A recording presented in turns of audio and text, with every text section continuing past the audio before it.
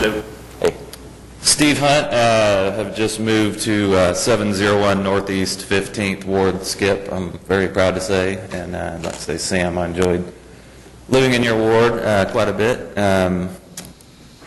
What I wanted to talk about today, and I'm going to speak about the problem and then hopefully in a couple weeks speak of a possible solution.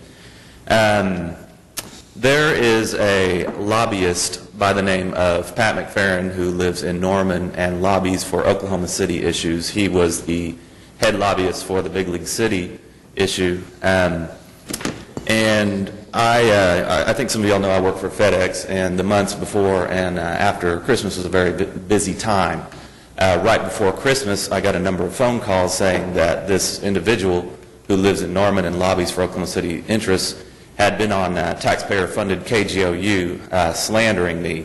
And I wanted to read the transcript of, it was a show on people's influence on new media and policy. And this is the transcript.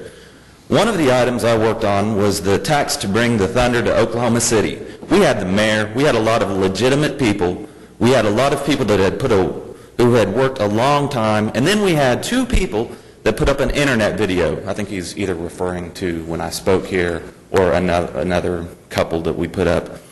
And all of a sudden they're getting equal time on Channel 9. Even though they didn't have a skin in the game, they didn't even live in Oklahoma City. That's a lie.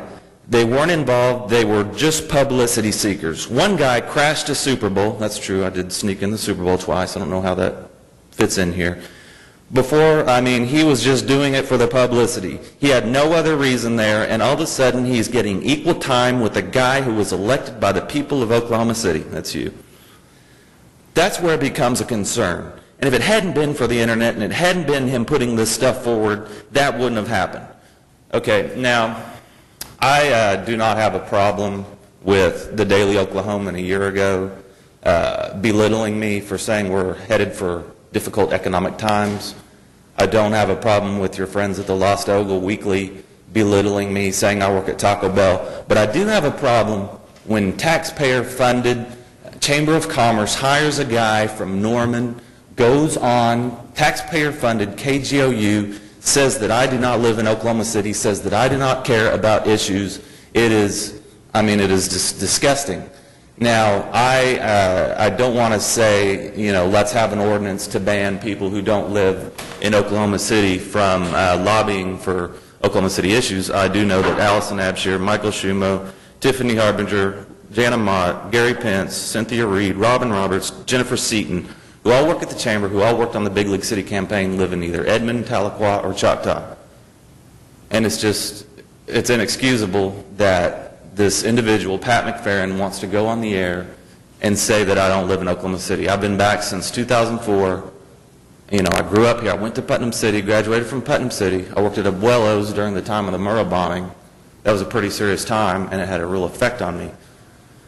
Well, next week or in a couple of weeks, I would like to come back and offer a possible solution, which is a program by the name of Take a Lobbyist to Work Day.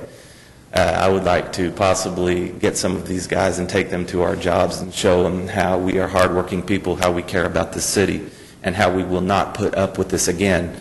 I believe a lot of the things that Deborah spoke about, a lot of the negative things that have come from urban renewal and whatnot, they're good things, but a lot of the negative things, people like this are the architect of those things, and it has to stop. Thank you for your time. Thanks, Steve. All right, we have executive session, and we'll be back.